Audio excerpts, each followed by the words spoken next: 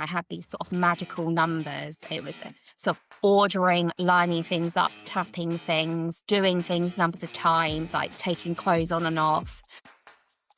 And I don't really know why I started self-harming, but it was just something that sort of happened. And I, at that point as well, started to have problems with eating. I think I had this control over food. And some of my rituals as well were like, if I do this, I won't get fat. And my mum and I were involved in a really serious car accident. And my mum was almost died. Like, she was so unwell. And at that point, my OCD just escalated because I was like, this is my fault. I've not done enough rituals. I'd never tried this before, so I knew this was something that would definitely work. And I hung myself. And I was very lucky that I was found and taken to hospital. Welcome back to this week's episode of the Toughest Finish Line podcast with me, Jen Doan. I'm just back from the Ironman World Championships in Kona, which was the most incredible event. I managed to catch up with some of the athletes we've had on this podcast. Some of you might remember Lucia, who came through the finish line with the biggest smile on her face and holding a banner saying "F you cancer." I also caught up with Adrian, who completed her second World Championships, showing that autism doesn't hold you back. Holly Sloan also finished, reminding me that no matter what you were labelled with as a child, this doesn't have to define you. Ashley Norton also became the first athlete to finish the World Championships with her MS and pacemaker, which was incredible to see. Lisa Ann unfortunately missed the bike cut-off time, so didn't finish after falling in transition and having a puncture, but she kept going to the end and did not give up. The theme of the World Championships this year was Ho'owikaika, which means resilience in Hawaiian, and our next guest is the true definition of this. So welcome to the show, Amy Edwards. Amy, I was sent your profile by another friend, actually, who said, Jen, you need to get Amy on the podcast. Her story is incredible. And I went and had a look at all your clips you put on Instagram and was literally blown away with what you've been through and how you've definitely been through some very tough finish lines, as the podcast title is. And I was in tears watching your story because I got so many twists and turns and so many things have happened, but has had a very positive outcome from it. So is it right that it all starts from your childhood and OCD? Is that right? Yes. So for as long as I can remember, I've had OCD. I wouldn't say I have it now. Like, one of my earliest memories is I used to love horses and I had them all lined up. And then my sister, who was a toddler at the time, like, came in and knocked them over, and me just being absolutely just distraught but excessively distraught about why this fear just overcame me, that because she'd knocked these down, they weren't in order anymore, that something bad was going to happen. Right. And this was like how it played out for years and years and years. And I realized that it wasn't normal and I used to hide it, but it was that I would do repetitive rituals, sort of over and over again. I had these sort of magical numbers. It was sort of ordering, lining things up, tapping things, doing things numbers of times, like taking clothes on and off, I remember one because my sister caught on to me once, putting my toothbrush in the pot a certain number of times. And I thought by doing these actions, I would prevent something bad happening to members of my family. So I think because I then went on to train to become a mental health nurse, I know now that I'd obviously had that thought, feel anxious, or something bad might happen. If I do this, it will stop these bad things from happening. So that went on, like, I don't have a memory without it. And it just got worse and worse and worse as I got older. I am one of three. I had like the happiest childhood. I was very privileged. I've got like two very loving parents. So there was like nothing that caused this whatsoever. I was so lucky as a child. I got everything I wanted. In the end, I had a pony of my own, and on lovely holidays. My parents provided more than I can provide for my kids now, all the love. care, everything. And so there was nothing that caused this, but it was just something that I had. And that was how I managed those fears. I used to always have problems with falling asleep at night as well. I thought that I would Right. die during my sleep and things. But it was something I never told my parents. And then it just escalated and got worse. It started coming out more when I moved to senior school and I started self harming. And I don't really know why I started self harming, but it was just something that sort of happened. Um, and I, at that point as well, started to have problems with eating. I used to get sort of, I think I had this control over food. Yeah. And some of my rituals as well were like, if I do this, I won't get fat. Um, yeah, and I used to like, I remember when I went to my to senior school, I used to sort of I'd skive lunch and things. I lost a lot of weight. um, Actually started seeing a sort of like a therapist. Probably I was like Mm. 13, 14, 15.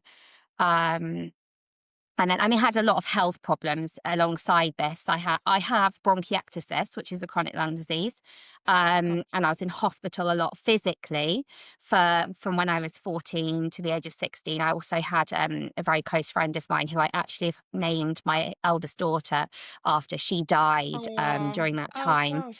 It was really, so it was very sort of traumatic few years.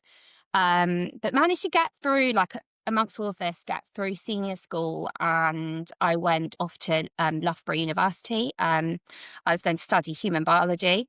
I had wanted to be a doctor, but I never got the grades. So I think Right. I thought in my mind, I'm going to go to Loughborough. I'll do human biology, and then I can sort of I think you could do a shortcut through to medicine then. Um, but I just wasn't coping as soon as I got to uni. I think it was just the partying, the atmosphere, and I think my sort of insecurities. Well, obviously my OCD was awful. I was also really, really severely bullied, and we decided that I was going to back from come back from uni. So my mum came up and my dad came up with two cars, and put all my stuff in the car. And on the way back from university, we were involved in so my mum and I were in one car. My dad was in a separate car ahead, and my mum and I were involved in a really serious car accident. And my mum was almost died. Like, she God. was so unwell. And at that point, my OCD just escalated because I was like, this is my fault. I've not done enough rituals. The whole reason this happened was because we were picking my stuff up from uni. So it was like, I took obviously so much blame on myself for that accident. Yeah. My mum was in hospital. She was really unwell. Um, and that was when my mental health escalated. And that was when I carried out my first suicide attempt. So I must have been, yeah, I mean, I was first year of uni, so I was like 18 then. I ended up being put on, I admitted to a Priory hospital and put on Okay. suicide watch. And I was there for a while, but I then had years and years of being in hospital. I don't think it sort of settled down, and maybe I was 20, 22. Maybe it was about 4 years in and out of different hospitals. Obviously started off like private hospitals, which was funded by my parents. But then I ended up everything I did, I was just on a path of self-destruction. Yeah. I was constantly in and out of hospital. I would be picked up by police somewhere after a suicide attempt, put in a sort of 136 suite under police section, then sectioned and detained in an NHS psychiatric hospital, which I'm sure back then, having now worked as a nurse, I know they're much nicer places to be in than they were back then. But that in itself was horrific. Yeah.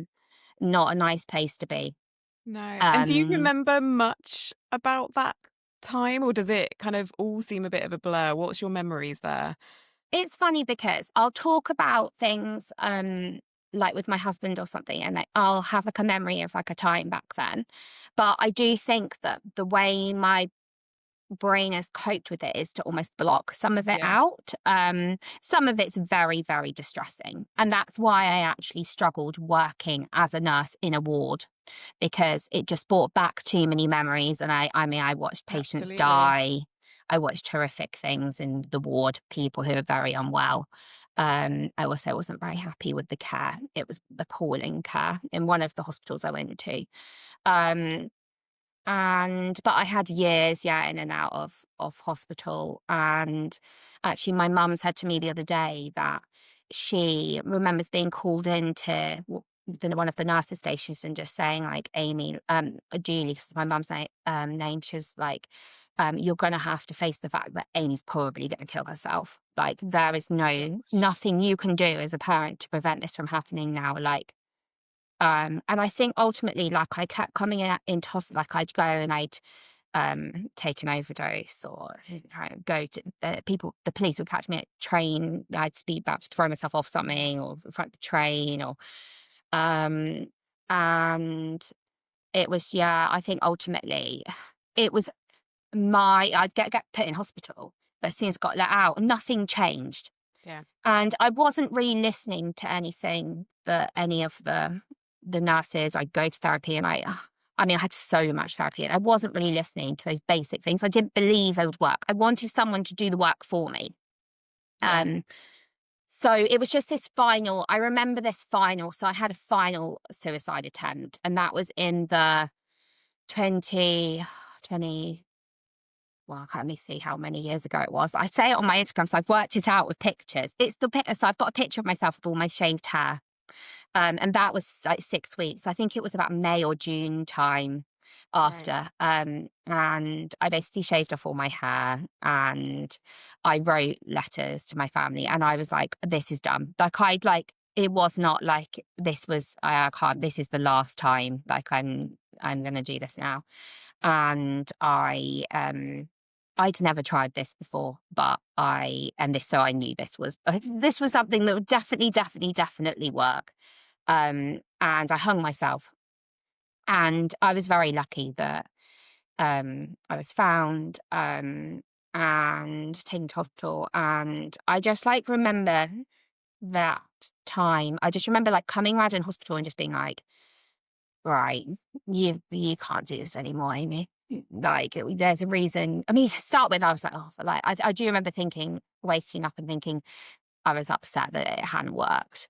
Um, and then I was just again back in the same psychiatric unit I'd been in so many times before, and I was like, I've got to do something different this time. I remember talking to a nurse there, and she's saying like just take it a day at a time. Yeah. Start writing a plan for each day first, and do one little thing each day.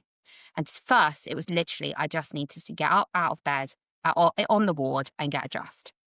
But I just gradually sort of built that up. And I think that's where like this, for me, this sort of goals, where sort of making goals has helped me so much, because gradually over the years, those little steps, those little goals that make me feel like I've achieved something, and they give me that self-worth and like value that I never had. That's and it makes me feel proud of myself, like I've Yeah. accomplished and Yeah. achieved something for someone who has, and I still do have. If you took all those, if I like rubbed myself like raw and I didn't do any of this anymore, I'd have really poor self-esteem. And I do. I've worked on it a lot, and I do not really think now there's anything I can do about it. Um, but I that is how that it's helped me immensely. Mm. And it's just the Yeah. basic things that they told me in hospital that then I started doing that made me well. Like, I just wouldn't exercise. I mean, I was on a lot of medication as well, which didn't help, because, I mean, it did help in some ways, but it didn't, because it, it's sort of very numbing, and Yeah. you lose a lot of motivation on it. So I struggled with exercising, but I just didn't believe it would work, but it obviously did. I just started exercise. So yes, this was 2014. At this point, I started so 2013 was the last suicide attempt. So I Right. ended up having that whole year of 2013 to 2014 where I just really slowly did all the things that the unit and previous therapists had told me would work. So yeah, exercising, Yeah. eating better, sleeping well, and making a plan for each day. I still write a plan every single day on the notes section of my phone. Like even just stupid things like wake up, plait the girls' hair for school, girls go to school. It's like, but it's how it helps me. And I feel like I tick it off Absolutely. at the end of the Yeah. day. Um, and it's just so, yeah. So I then had this whole year of just um, getting well. And then I decided I was going to train to go back to university. And I decided I was going to train to become a mental health nurse. Wow. So 2014, I went to university and I started at Surrey University. So that was right near my parents' house. I just carried on living at home. And I did my whole nursing training. And in the middle of it, I did my first, because I was exercising, which obviously helped me. I did my first London Marathon in 2016. I did it for Mind, the Amazing. mental health charity. Yeah, so I think that's like, oh, well, that's sort of the moment I get to that point because I just ramble on otherwise. Sorry.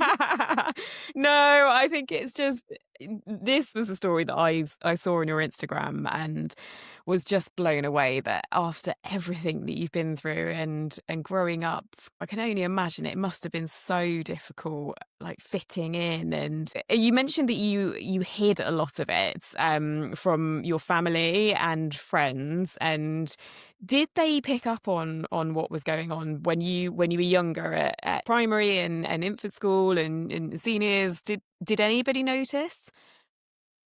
Well, I remember my sister, like I said about those toothbrush Yeah, incident. I do remember my sister saying to me, "Oh, this is like what are you doing, Amy?" Like, and I do remember like my mum and dad being a bit like, I'd take ages to get ready in the morning to go to school.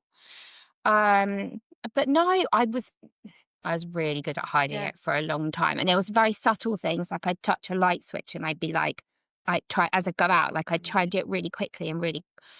And it wasn't really until I got into senior school that it really started coming out. I Mm, think it was probably escalated a lot around the time of when my friend died, who I'd met in yeah. hospital. Because I obviously got diagnosed with this chronic lung disease, and ended up being like I was in the Royal Brompton Hospital in London for a long time on like intravenous antibiotics for my chest. Gosh. Um, and I met her in there. I remember actually being in hospital and thinking, well, I actually really like being in hospital because I don't have to do my OCD in here. Like I don't, and I didn't know it was OCD Wow. then, but I was like, I don't have to do Yeah. these things because Yeah. I think it just took me away from that. And then when I came home, it was really bad again. And I think Yeah. that is around the time when like I started self-harming, when my mum and parents did pick up on it, and I ended up being seen by like a therapist. I was, yeah, obviously had real problems with my eating around that time as well. I was Yeah. sort of I went from under eating to then I just, when I was in hospital, I ended up started really binging and purging Right. as well. That was something I sort of discovered when I was in hospital in one of the priories. Actually, I have this really funny memory because I think they were just clutching at absolute straws at like what to do. And one of my first priory I went in was Roehampton Priory, and then I went into the Woking Priory, and they only have two programs in there for patients. And there was a depression program, which I did, and it didn't work. So they put me on the addiction program. So I was with a load of, Right. well, all addicts, and a lot of people are alcoholics and drug addicts. And I think they thought that, and I agree with them to some extent. The way I was, it was like it was an addictive like Yeah. personality, and how I was sort of flitting to different things to make myself feel better. Um, and they put me on this strange diet, which was so told me to eat no white flour or no sugar. So, and I mean, it's just crazy, actually. I don't even know if they still do this now. So, Wow. yeah. So I That's an went on, whilst I interesting was in one. there, stopped me from eating white flour sugar because they thought, oh, I went to Overeaters Anonymous. And that is something I don't know if Overeaters Anonymous still do that. But that was one of the things Overeaters Anonymous practice is no white flour, no sugar.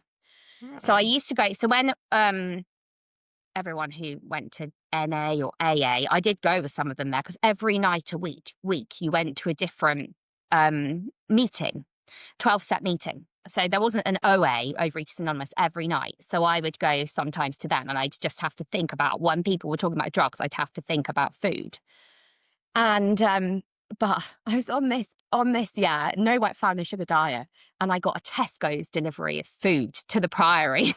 So I could break this diet. But I remember just going and sneaking into like the coffee room and binging on whole packs of biscuits and stuff. Wow. Like I was really like I had it definitely was that sort of addictive Yeah. personality. And there also was like I remembered when I it's like it is like these memories. So I remember coming out and one of the times I had this thing was it was like overspending. So I went and I used to have this Gosh. problem with buying animals from Pets at Home. And I used to just bring home like hamsters, guinea Oh my pigs, goodness. rabbits. I did. It was like, oh, I couldn't get the love from people. So I'd buy animals Yeah. to like, it was actually really sad, but it was all a part. I remember my mum and dad just having to be like, oh, it's another guinea pig. Let's take it back to Pets at Home. It was a nightmare. No. Oh my Um, goodness. it was like it was a sort of crazy time, all trying to do things to fix the way I felt, but not the right Mm. things. Um, Yeah, yeah. so yeah, Oh my goodness. And yeah, it was a crazy time when you think back on that. yeah, absolutely. And do you think did you hide it to an extent that actually it didn't impact on your socializing at school, your ability to make friends and your exams and learning, or did it impact on those things as well? Um, I It definitely did impact my friendships. I lost a lot of friends, especially when my Mm. self-harming and my sort of suicide attempts and things got worse. Um, I have like one really good friend who stuck by me through school and Oh, all through it, and she's still friends with me today. Um, amazing. but it was, yeah, it did, and it definitely did impact my learning because I believe I would probably would have got to the grades to go to do medicine Mm. if I didn't have all of this. Um, but I still managed to get all my GCSEs. I got good GCSEs, Wow. good A levels. I mean, I got good enough grades to go to like Loughborough University, and it was good grades. Um, so yeah, I mean, I didn't go to school for in my A level year. I barely went to school. I did most of my learning from home because I struggled. Wow. I mean, I did. It did impact my Mm. life a lot. And my parents were amazing, and my mum constantly did everything she could to make me better. She went to every single carers Oh, meeting, appointment, tried everything she could, and nothing they did could make me better. I think they no. found it because it was no matter how much money they spent on Yeah. priories, hospital appointments, anything, didn't make it better for me. It was Yeah. ultimately me that had to make that decision. Yeah. And I Yeah, think that's so one of the hard things about it, isn't it? You know, I've spoken to a couple of people who have been through suicide, either of family members or themselves, and I think everybody comes to that same conclusion that that's the most brutal side for family and friends is that there's not much you can do until that person makes that choice themselves, isn't it? And I wanted to pick up on your family because your love for your family shines out of you and how grateful you are for everything they've done. I mean, we're both mums, and you know, I can only imagine, God forbid it ever happens, but your child going through that. How are they doing, and how did they manage through all of that? well, I my mum at the beginning of when I got really bad was obviously very unwell physically. I can't tilt they're amazing because they don't really say to me even now how much it Mm. affected them. Um, I know it did. And now I can't actually it terrifies me to think something like that would happen to any of my children because it must have been absolutely traumatic. Yeah. Um, but they were amazing and they have been, and they are like my biggest cheerleaders all the way until today. They just do everything to try and make things easier for Yeah. me, to help me in every way they can. Mm. And it was like, I guess they were basically told that I was going to kill myself. Okay. Um, and that must have been such a hard thing to live with. But now they're they're great, and they've obviously got 4 grandchildren, and my dad did the Ironman with me 2 weeks ago, so he's great, and my mum was there with the banner cheering me on, as she Oh, always has done to every event I've ever done. Um, she's amazing. I'm also absolutely certain that what happened affected my brother and my sister as well. yeah, Um, it was a really difficult time. It was all around absolutely. when they went to university because we were close together as well, Right. in age. So it was really hard. But we're like my brother and my sister are like my best friends now. Oh, that's so And we all get nice. on. So I just hope my kids are like that because Yeah. I'm very lucky. Very, very lucky for them. And that's how I want my family to grow up, is how my parents brought us up, all close together and Yeah. there for each other when you're older. Absolutely, yeah, and because just going back, you said that you've had these traits and these rituals since you were little, and you didn't think there was a particular cause of it. I mean, do you feel that you actually had that from tiny when you were super young then? Yeah. I mean, I think I was trying to work out the other day how old this memory was of mine with these horses. I must have been younger than my, like, literally probably the age of my middle child. She's 4. So Wow. there's nothing at all that is like, I do just think I was an overthinker and a worrier. Mm, And I still am now. And I think it was just born in me. And yeah, it's just yeah. how it came out, how I coped with these feelings. And instead of, I wasn't very like, it's funny because my eldest is like this now. She's not very open with how she is, and she's quite quiet. And I'm always like trying, because I know that I was like worrying about things, and quiet about my thoughts. And Yeah. I think if I was more like my second daughter, who's much more outgoing and a bit louder, and that things would have been better. Yeah. I think it was just my personality as I was Yeah. born. Yeah, which is Yeah. really interesting because I think a lot of people they always try and search for a cause of things, and it's interesting to hear it that sometimes there may not necessarily be a specific cause that you can put your finger on. It is just a personality trait, and so for your siblings as well, it was well that's Amy, that's how she is, that's what she's doing, and that's the norm for them, wasn't it, at that time? So I mean, yeah, your family network is so lovely to hear about, and I'm so thankful that you have that and you had that throughout the time. And one of the things that you have been quite open about is that you were sectioned under the Mental Health Act. Is that right? Can you just talk us because I think there's a lot of myths and things like that about what the process is there, and people don't really understand it, but go, well, that's what's going to happen. Can you just talk us through what happened there? Yeah, I mean, I was sectioned quite a few Right. times. I'm trying to remember when the first time I'd gone into a secondary rehab. I was meant to be there for 6 months. And I think that I tried to throw myself out the window or something. I can't remember. And they were like, "You can't stay here." So they called. I think you need an AMP, which is like an approved mental health practitioner, Hmm. and another secondary doctor. And then they I can't remember whether there's someone else now. I literally can't remember because Yeah. I haven't worked as a qualified nurse for a while.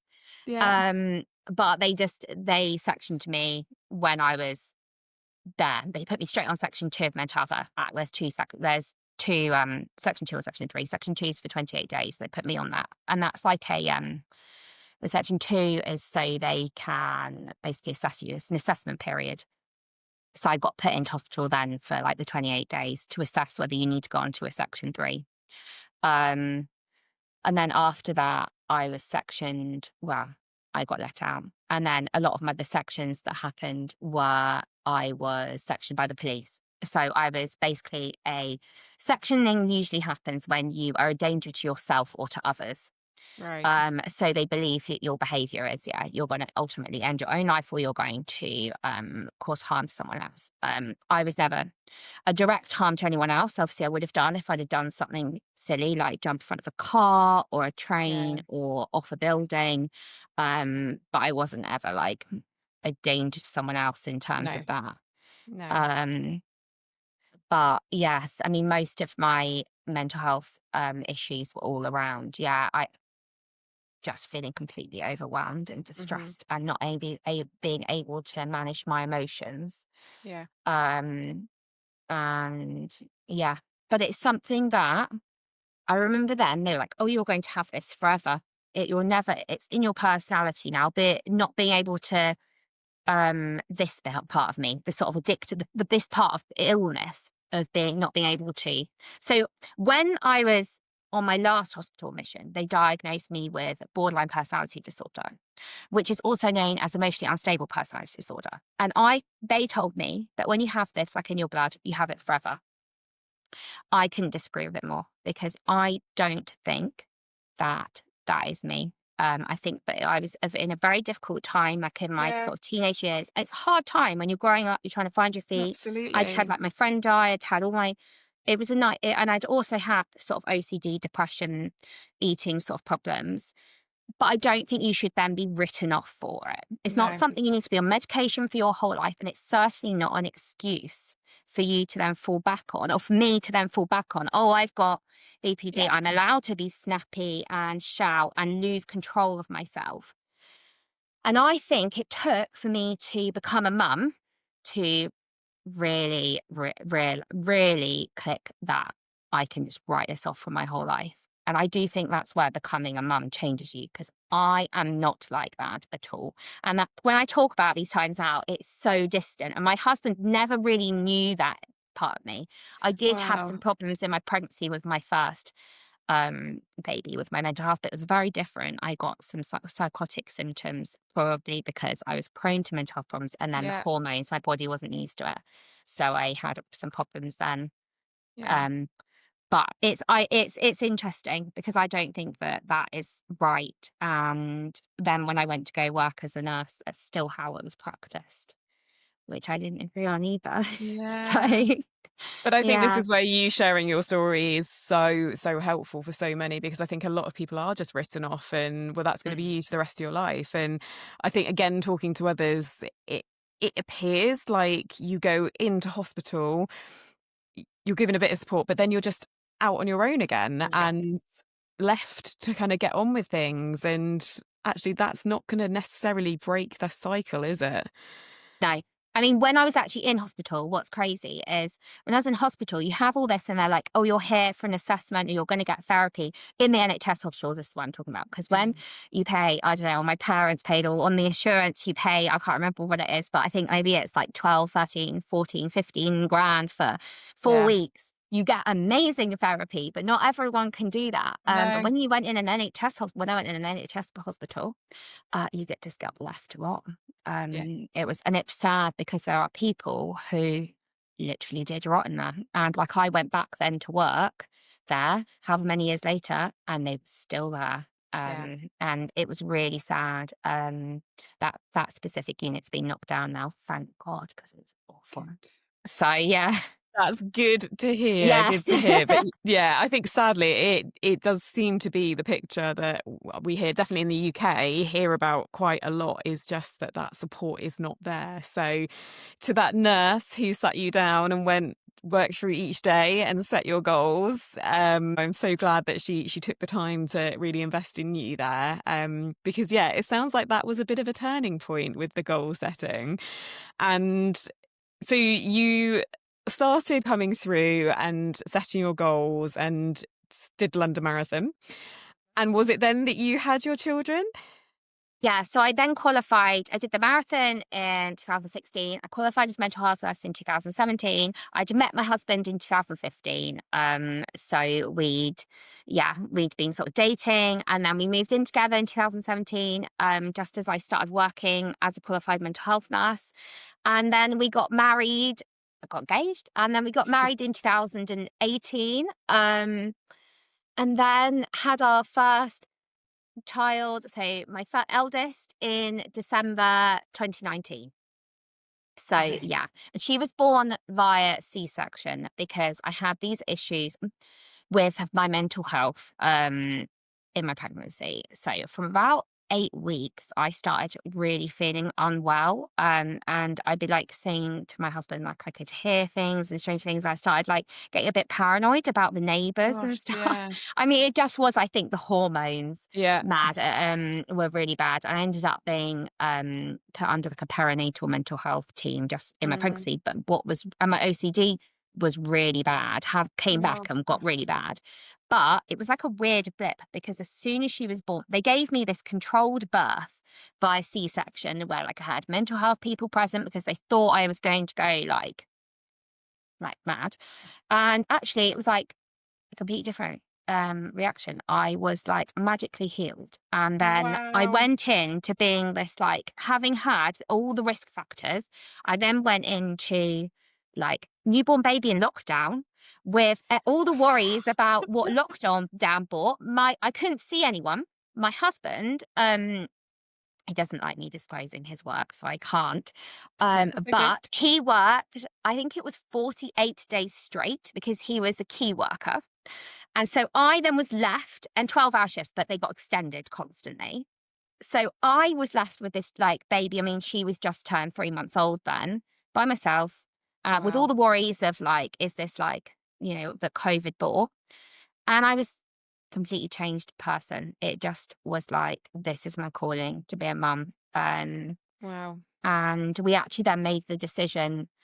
I then faced going back to work, and I didn't want to go back to work as a nurse. My husband had been going on for ages. Oh, let's relocate somewhere where it's cheaper. We obviously lived in Surrey.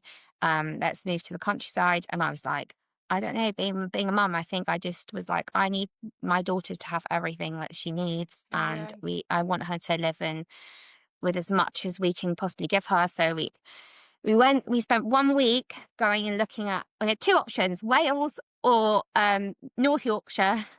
We spent 1 week. Wales weren't letting anyone out in because of COVID. Yeah. And so we came and had 1 week of looking at houses, and we moved literally the Wow. September later. We moved and relocated 250 miles from home up to Scarborough, North Yorkshire. So, Wow. yeah. For this week's episode, we have partnered with Enator because every runner we speak to has one thing in common: resilience to help you cross that finish line. Injuries, setbacks, comebacks, it takes more than mileage to stay in the game. Enator's performance insoles use PX1 technology to absorb shock, return energy, and help you recover stronger. They're trusted by elite athletes and built for runners who don't back down. I've been wearing Enator insoles throughout my training, and they have hugely helped to reduce impact during running and protect me from injury. Right now, you can get 15% off with the code ToughestFinishLine at enator.com. Back your body, keep showing up, endure more with Enator. Because COVID, for a lot of people, went the other way. And definitely for me, it was when I was at my worst with postnatal depression, and it sent people in a spiral. Whereas for you, it sounds like actually it was the making of you. Yeah. I think I just was like, I need to do everything for my family and my daughter at that point. And we literally moved out. It was the September 2020. And I fell pregnant straight away as soon as we moved up here with my second. So I then had her in the June 2021. So she was like, yeah, my 18 months age gap. And Wow. then I then fell pregnant to my twins. Another 17 months age gap for my Uh, twins. So they were born wow. December 2022. Um, so my life was really just like being a mum, survival mode for like up until, well, I had problems in my pregnancy. I had a C-section again with my second daughter. I developed a blood problem, and they wanted to do a control. I've got low platelet levels. Gosh. So I had her, yes, C-section again, and then obviously with twins, it was the same problem Yeah. again. But I had issues with them actually all the way through. There was a lot of worries. I ended up having to go for loads of extra scans. I think where I'd had the two C-sections, they were worried about premature labor. So I was advised to like barely, I literally just spent the whole time sitting on the sofa, barely moving. Like I couldn't do it. I was told from 16 weeks, I couldn't pick up my she was one, my second daughter. It was really hard. So my mum was amazing. And on all when my husband was at work, my mum would come here, travel up from Surrey to come every block of shifts. Like, this is where, like, I've been so lucky.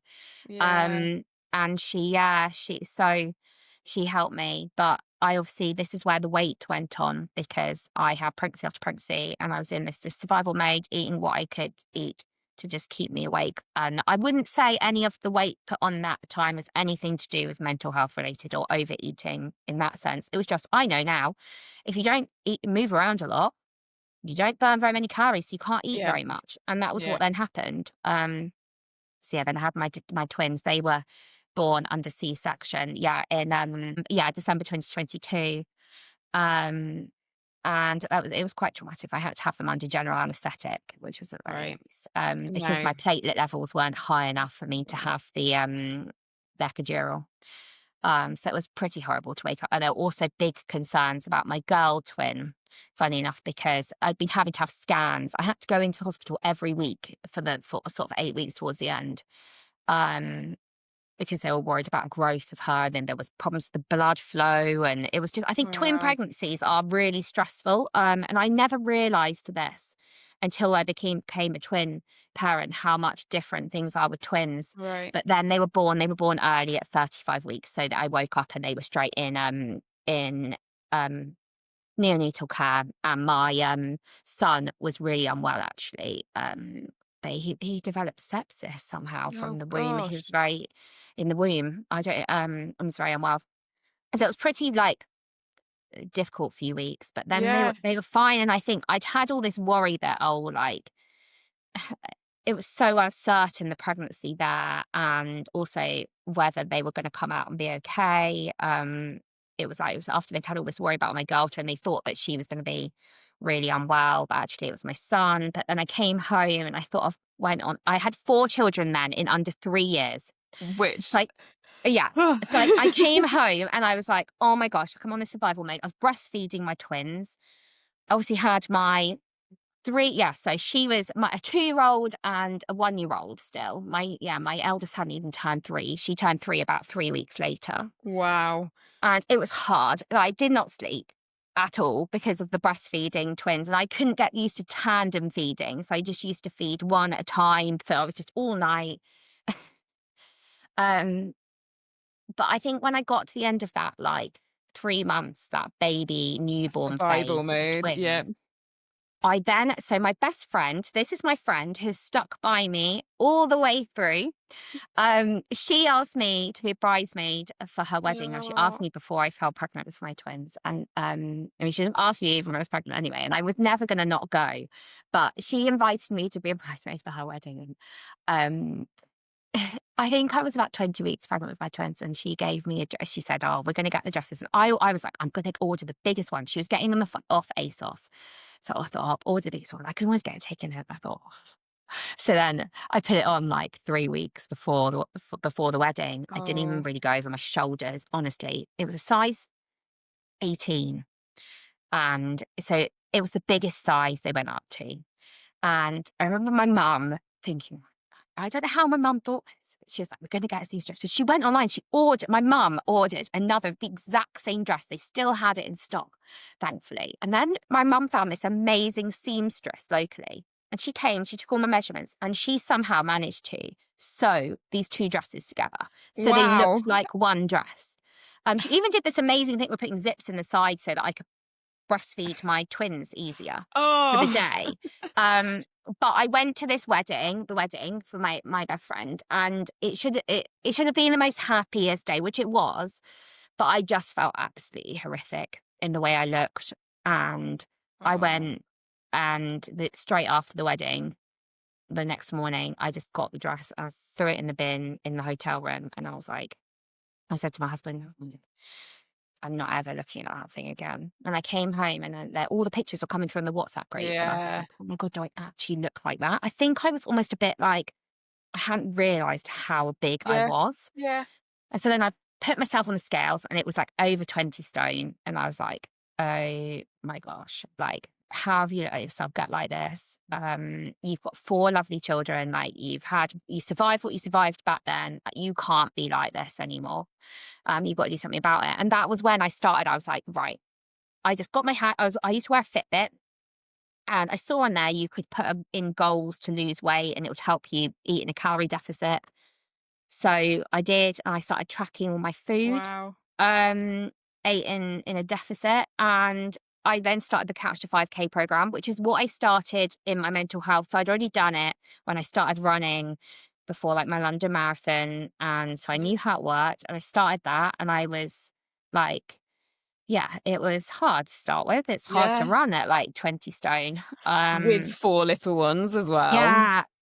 So luckily, one of the best things I ever did was I got a treadmill to put in the garage. Yeah. So it meant that I'd literally just go in the treadmill and do it and then Yeah. come back. I literally remember, like, being dripping with sweat, and then my husband just, like, coming in, and I'm like, I'm so massive, I'm out of breath, and I'm like dripping, and my husband just throwing a baby onto me. I'm straight away breastfeeding.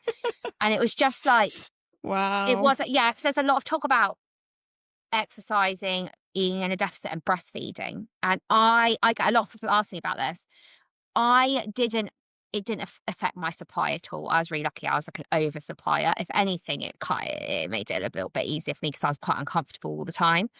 Yeah. So but yeah, so that was what I did. And I literally did the Couch to 5K program, I ate in a 1,000 calorie deficit. So I ate 1,000 calories less than, like, my total daily calories burn. But I did move around a lot because I was on my feet constantly. Yeah. My husband obviously worked shifts, so I was on my own with the kids all the time. My eldest had just started. She started, got the funding when she turned 3 and started nursery, but only 15 hours a week. And then I still had my not even 2-year-old yet. So it was just like survival still. But I just managed to, once I finished the Couch 5K, I started running. I did the park run. I loved the park run. As soon as I still love the park run, but as soon as my Yeah. twins was 6 months, I got a running buggy, off Yeah. marketplace, second hand. And I used to take them to the park run, and I loved it. So welcoming. I mean, I'd started losing, obviously, weight by Yeah. then. But it literally was. So I started my weight loss journey in the middle of, March. And by the November, so it was literally 8 months later, I'd lost 10 stone. Wow. Um, and it was crazy. It was just, yeah, and I didn't do any more than the deficit and running 5K 3 times a week because I didn't have time to No. run anymore, do anymore. Obviously kept my steps up. Um, and yeah, and then it was literally then I was like, it was funny because I did a 10K race yesterday, and I remember seeing that and being like, I want to do that. Um, and because it's obviously my local town, Yeah. but I remember being just thinking, I want to do the London Marathon again. I want to beat my time from when I was, pre-kids. Um, so I got a place through Baby Lifeline, and I raised money. I set up my Instagram, my 4 under 3 marathon mum Instagram. Yep. And because that Get was it in there. it. It was 4 under 3 marathon mum because I had 4 children under 3 years, and then, like, went and I was going to do the London Marathon. So it was like that was my big goal then. Yeah. So I documented my journey up until the London Marathon, and I ran my London Marathon then half an hour quicker Wow. than pre than pre-kids. Incredible. Um, and then, yeah, so I did that. That was obviously April 2024 last year. And then I The next then goal was set? yeah. So I then in the last autumn, like around this time, I had to have all my excess skin removed. So I had surgery to Gosh, remove okay. I had a huge hernia and muscle separation from my twin pregnancy. Probably also from having the pregnancies being so overweight. So I had that repaired and all my excess skin removed. I had loads removed. So I had time off. I did the Great North Run last September. Then I had like 3 months off training because I had to recover. And then I had this crazy idea that I wanted to do an Ironman. The next goal was Yeah. put in place. Yeah. So my dad and I actually booked to do just the half Ironman in Bolton. And then I remember being like, my dad, I want to do a full one next year. Wouldn't it be so cool if I could do a full one before my twins turn 3?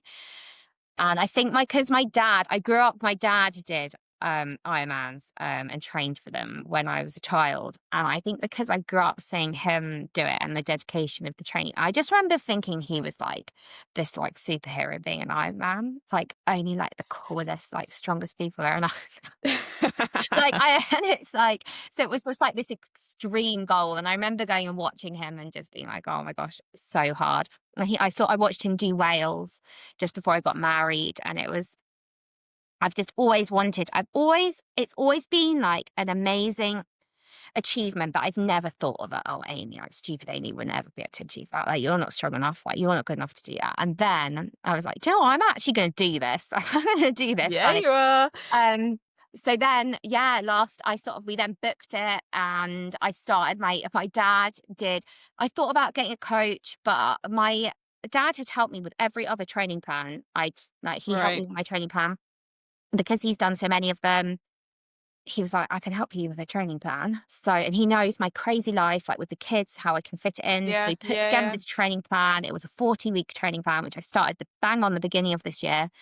And it was long. It's been a juggle. How have you juggled training with 4 and a 3? I know the question that I had was, how would you manage that? I've got one little one and it's hard Yeah. enough, but how do you do that? So, when I started my Ironman training, so my eldest, was in reception then. So luckily, like she's been full-time school. However, the hardest part of my training was in the summer holidays. So I Yeah, obviously had all of them here. yeah. So yeah, so she's 5 and she's been obviously, so she's now 5 and I had her at school. And my middle child, was at nursery and she was at nursery Monday, Wednesday, Friday. Okay. So those were like my days. But we've always had the twins here. The twins aren't at nursery yet because I haven't worked yet. So I don't get any funding. Obviously, as well, we don't have permanent parents or No. in-laws or family up here, or even really, really close, like family, friends we could rely on because we left them all. Yeah. So my husband obviously works shifts, which has been a blessing in that he has 4 days on, 4 days off, although he usually takes Okay. overtime and has to do overtime. Yeah. So I'd plan like my long bike sessions when he was off and long runs when he was off, because then I had the recovery time around those. But all my short sessions I had to fit in um early morning before the kids wake. So like I say short as well, but I think I ran like 3 or 4 half marathons at like 4 in the morning in the winter along the seafront. I remember driving there and being like, all the fishermen were going out in the pitch black and I had my head torch on and I was like, and it's pouring with rain like storms and the waves were like coming over onto the Yeah. pavement. I'd still do it. And then I'd go and then take my girls to school and go and take my twins to like a little play village and I'd sit and I'd be like, oh, I did that though. I did a half marathon. Like I did that this morning. um, no one knows, but I did it kind of I thing. know, but that smug Um, feeling is something really yeah, good, it's isn't it? like, When and you're you like, feel, I've got I that think that's just, workout in. yeah. And it's like, I achieved that. I did that for myself. Like, Yeah. wouldn't like previous me feel really proud of myself right now. I think that's been the best part about my training is like doing those sessions at like 4:30, or like I'd get the kids in bed and then I'd have to go in after they've gone to bed to go on a treadmill or do a strength session. Yeah. It has been hard. I obviously got a turbo trainer for my bike in the garage. Yeah. And I I had to do think like, I think 4.5 hours, my longest one. It's they're long, isn't brutal, it? aren't they? They are Yeah. brutal. I've definitely been there. I think my longest on a turbo was 6 hours and I literally was dying at the end of it. It was so hard. Oh, But I think having yeah. the turbo and the treadmill, and it doesn't have to be anything pricey, does it? You can get them on Facebook Marketplace, and just having there so that if you've got half an hour or something, you can just jump on and do a little bit. It makes Yeah. a big difference, doesn't it? Oh, yes, definitely. I think like that is it. Like it's just, it doesn't need to be expensive, and it is No. just to getting what you need to do to get it done. Mhm. I was lucky that I had, because thinking about prices and being a parent is expensive. I was lucky that I already had. I mean, my road bike is, I think we worked it out, I was like 16, 17 years old because Wow. I did a sprint triathlon like at one point when I was like literally just in my like I was 17 or 18 years old. I think that was when the dream started coming that I'd love to do this. And I did Yeah. a couple of sprint triathlons, just local ones. So I had my road bike from then, and that's the same road bike that's done the Wow. Ironman. So it's like, yeah, it's a It doesn't sort of, matter. no, and my Yeah. wetsuit, same wetsuit as well. So yeah. That's incredible. Oh, Amy. So I mean, so you went to Barcelona to do the mhm, Ironman, and yeah. honestly, I was tracking you and your videos of your kids came out. Was it two of them that came out? Yeah, they came out to surprise me. It was I mean, amazing. it was like Yeah. tearjerker, as Yeah. definitely. How was it crossing that finish line of the Ironman? I literally, even now, it doesn't really feel real because Yeah. it was just such a like out there goal that I just still can't believe I did it. And I never let myself the entire race believe I was going to do it. Um, Okay. so I think I was so nervous. I've never felt so nervous. And it's hard being a woman as well, isn't it? Like I think I was Absolutely. there and I was just surrounded by loads of men. And my dad just Yeah. said, like, try and find some females to stand with in the pen. I just somehow lost them and I was just surrounded by loads of quite large men. And I was Yeah. so scared. Luckily I had my dad there at the start. He was in the same pen as me. It Oh. just made it all so much nicer and so much more reassuring having him there. Hmm. Obviously the swim was the waves were really big, and but swimming I would say is always been my strongest. But I Great. think Okay. I then went out and it's a long way. Like I didn't It know is a as well long way. because my bike is obviously very old. I was quite worried about whether I'd get an issue on the bike, Right. but it's kept me going through the Yorkshire Hills. It kept me going there. So it was, yeah, great. And then I started my sister was amazing because she has a media pass. She works for in the media. So she was able to come and transition, Amazing. which was also amazing. So she got amazing footage, but it was also lovely because I did it as well. I did the whole, do you know what's a nightmare? My period came 10 days early before Oh the Ironman. So then I no. realized it's going to come normal time now, isn't it? It's not going to come 10 days early again. Oh yeah, it came bang Oh. on the day before the Ironman. So, or literally like the day I was traveling. So the heaviest day of my period, and I've had like twins, four kids, so it's heavy now. My heaviest day fell on the day of the Ironman. And Oh I was like, it's like another no. thing you have to think about, Yeah. isn't it? And I was just Yeah. like, so my transitions were longer because I went and I had to change. Um, but I did it. I did it with You my period, my did. heaviest day as well. So it was like, but it was just useful, like having Lucy, my sister, there because I was like, oh, I've got to go to the toilet. Like it's like she was just, it was amazing. It sort of made it lighter and a bit of a joke out of it. Yeah. And a Um, friendly face as well to help you kind of give you that yeah, cheer and that motivation a bit. yeah. But I think it was like going into that marathon and it's like you're almost in like complete like oblivious to like what you've got to then go and do. Yeah. Um and I think I just was and I just keep going and I just couldn't believe it. Obviously you have to run past the finish line like 3 or 4 times, which is Yeah. really They hard. make you do that, which is quite cheeky. Um but I just loved it. I loved it. I still can't believe I did it. I want to do it again. She's got the bug for Yeah. sure. Oh, Yeah. and do you think there's an element that with the OCD, I mean, you mentioned like it coming back before you gave birth, but do you think that routine and that structure of that training plan has helped to some degree with that? Yeah, definitely. I think exercise in itself helps so much. Mm, Obviously, it like releases the endorphins, helps me feel happier. yeah, Um, and definitely having the structure of a training plan has been like my outlet for any emotions that I may feel. I'd then go out for a run and it would just clear my mind. yeah, And it's helped with sort of from mental health perspective and also mum stresses because being a yeah. mum to 4 toddlers Well, now, I mean, my eldest is 5 now, so she's not a toddler, but it's hard.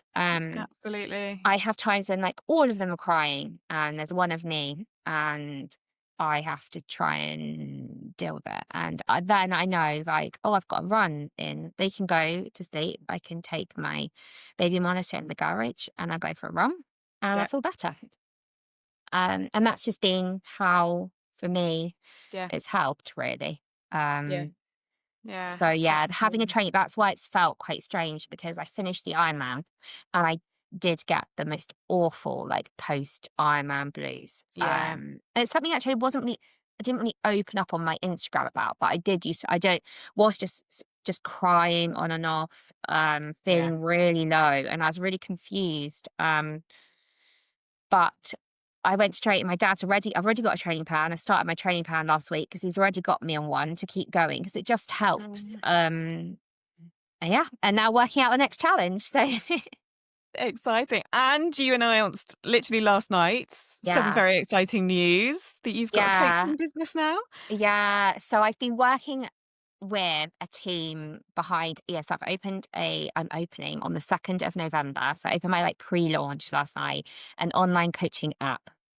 Um, so yeah, I'll start that on the 2nd of November. But yeah, my people who decide to work with me will basically get, like, 24/7 access to messaging me. I'll help them with. I think I want to be able to use my mental health nursing, my Absolutely. Yeah. previous experience, and also sort of managing organization skills of being a mum, as Yeah. well as my weight loss tips if someone needs them, as well as some goals.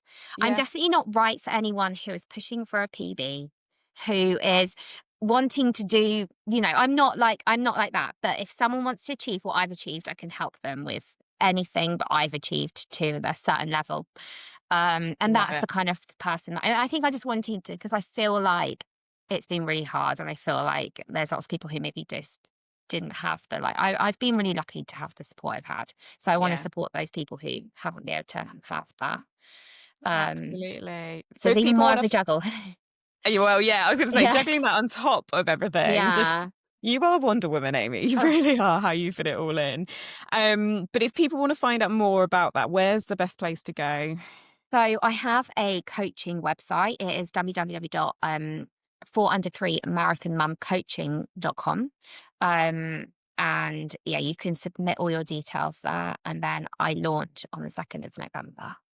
So So yeah, it's exciting. very Oh, it's exciting. it's so exciting. And I think the thing I love about these stories that we share is it's how it's turning something that was a horrific and really traumatic time into something so positive and inspiring and Mm, helping others, which is what you are doing.